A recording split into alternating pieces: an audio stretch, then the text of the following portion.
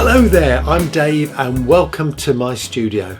Now it's getting to the end of the year, so I thought I would put a little video out just to say I wish you all a very Merry Christmas and a very happy and prosperous 2023. And to thank you all for watching my channel during the year. I mean, what a fantastic year it's been for guitar building.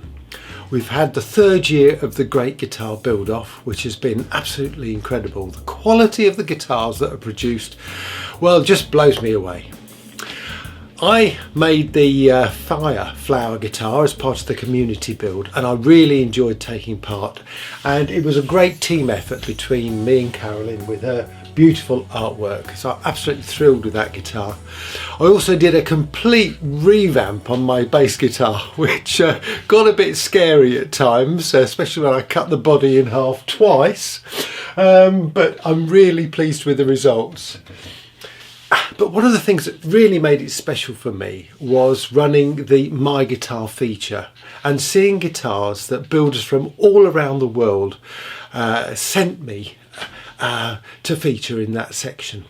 And so what I thought I would do is just go through some of the clips of those guitars, because the guitars were absolutely fantastic. These were all amateur builders and the quality of the work was absolutely inspiring, and it certainly fired me up to try and do much better when I next tackle a guitar. So without further ado, here are those clips.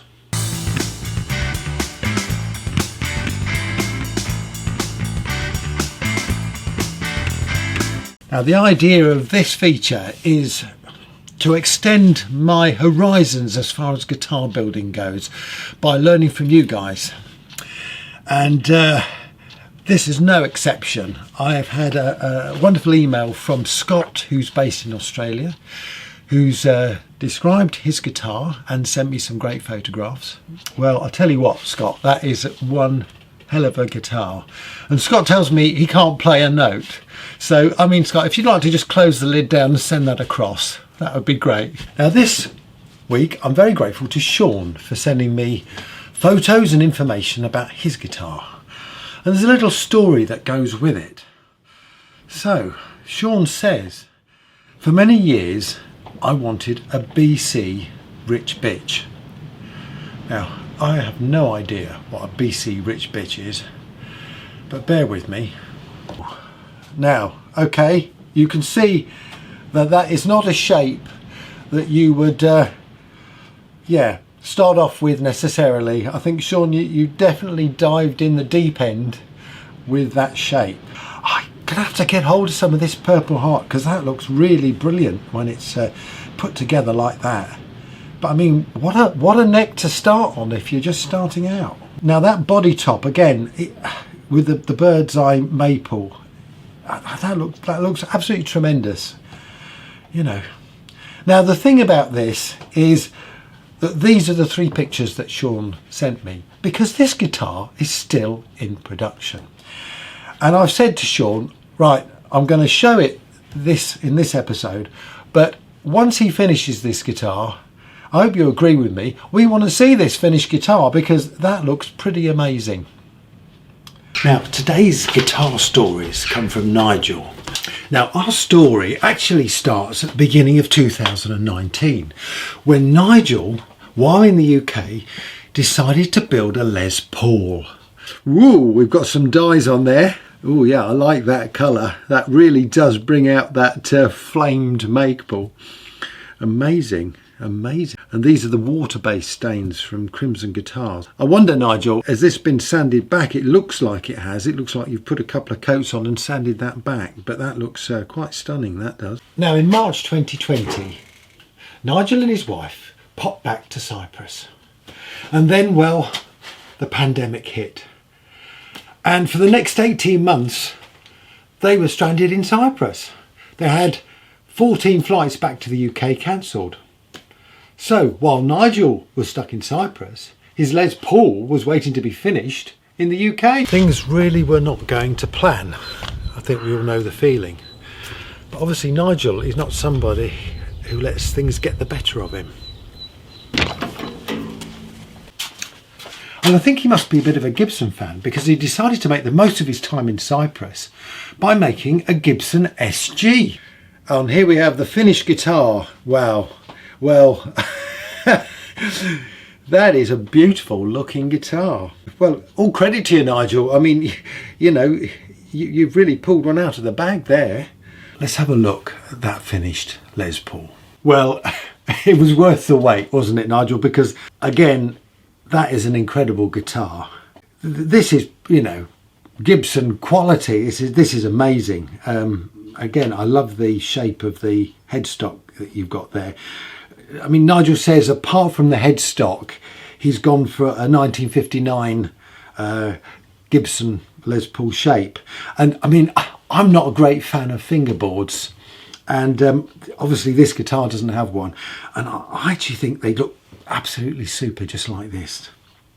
So that looks really amazing. I'm grateful to Rick for sending in details of his guitar for this week's My Guitar feature. Now then, Rick says, I always wanted a Rickenbacker 12 string but could not justify the money for the use it was going to get. So he decided to build his own. Now I love that sound hole. That's tremendous. I mean, that binding really sets it off. That's beautiful. That's amazing. And we can also see now the Rickenbacker carving where the tailpiece is. And again, I think that looks really lovely. Really gives this guitar a unique feel about it. Oh, and now here we have the finished guitar. Wow, that's beautiful, isn't it? I mean, what a lovely looking guitar.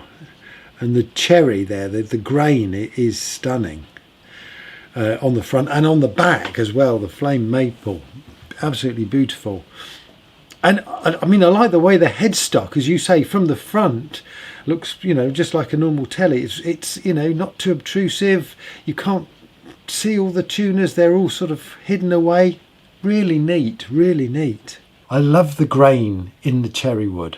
And I mean, it's a real bonus that it came from a tree from your dad's garden. There's something really special about that. For this week's My Guitar feature, I'm very grateful to Robin from the States, who sent me details and photos of his guitar. Now then, Robin had a 3/4 size Taylor Baby acoustic instrument, and he liked that scale length. So he's built an electric solid body guitar using a similar scale length. So this is a 3/4 size 6-string electric guitar. Okay, so let's have a look at this guitar. Now then, okay, let's see this.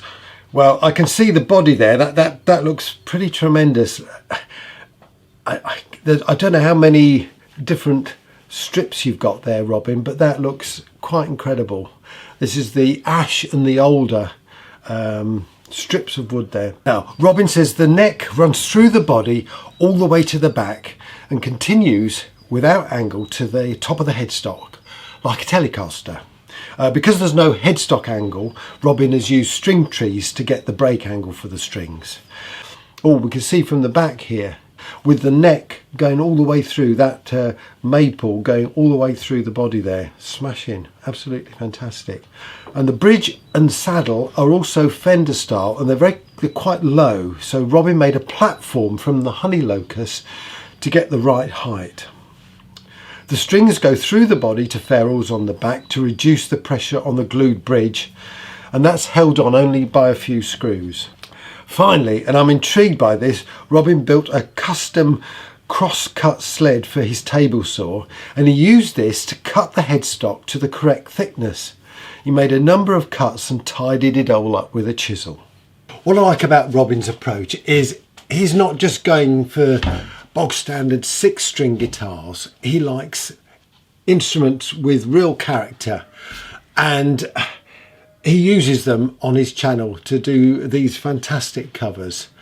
So not only is he getting benefit from making it, but he's also enjoying using the guitar. And of course he can sing, which is something I'm afraid I can't do.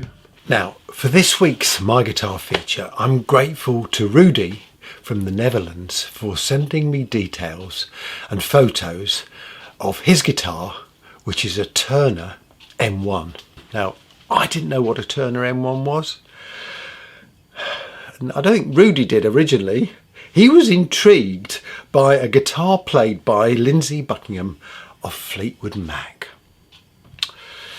He did some digging around and he discovered it was called a Turner M1 built by Rick Turner. Now, information about the construction of the guitar was a little thin on the ground, but on the internet he tracked down a 1:1 scale drawing of the body. And there's some very neat routing. I can see you've used a couple of wooden dowels to hold the template in place. That's a clever idea. Now this is the special routing jig to create the radius for the body. And that is an amazing looking jig. Unfortunately, I wasn't able to find the YouTuber who demonstrated this, so I've not actually seen how it was used. But here's the result. Wow, that's some carve. Good gracious me. I mean, Rudy says the router jig fell apart during the router process. I mean, you're taking off such a lot of material there. Gosh, you need a really strong jig. He said if he made it one again, he would use longer wood screws, thicker wood, and glue the whole lot together. Now, here we go. Here's the finished guitar. Well, that's a fantastic replica of a Turner M1. I mean, it's such an unusual shape, and that body carve is, I don't know, so iconic, isn't it? It's amazing when you see that. The guitar has two pickups. The humbucker can be rotated to change the colour of the tone, and that's clever. That's a clever addition. The piezo is built into the 2-pneumatic bridge. Now here's the headstock, and I've left this one till last because I just love the inlay. I mean, that's very original. It's absolutely tremendous. Anyway, Rudy, thank you for sharing this fantastic story about this Turner M1 guitar. I think it's an absolutely beautiful guitar, and well, you should be really proud of what you've done. And thank you for sending it. It's amazing. Well, I hope you enjoyed those guitar stories as much as I did. And don't forget that if you go to my website, footstepsguitars.co.uk, you can see links to all of those guitar features, along with the specs of the guitars as well. Now, I didn't feature them all in this video. I'm going to do another video before the new year with the rest of the guitar stories. So I hope you'll join me then. But in the meantime, I'm going to try and practice my party piece.